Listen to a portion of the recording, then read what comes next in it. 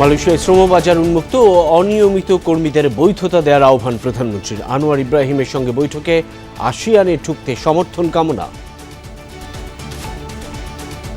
Regularization of illegal workers and repatriation of the detained Bangladeshi if possible.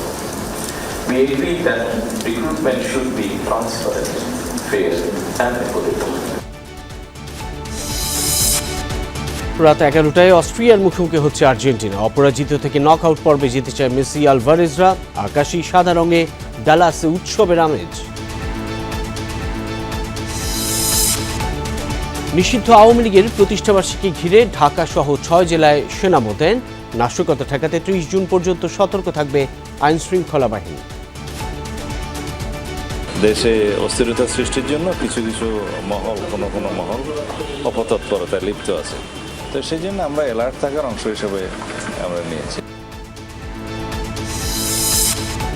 আইএমএফের টাকা ছাড়া দেশ চলবে না এমন ধারণা ভুলে যেতে বললেন অর্থমন্ত্রী।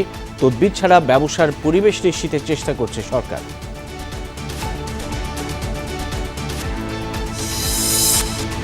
কাফরুলে চলন্ত মোটরসাইকেলে ইট নিক্ষেপে আহত রাফির মৃত্যু। মাদক কারবারে বাধা দেয় এই হামলা, অভিযোগ স্বজনদের।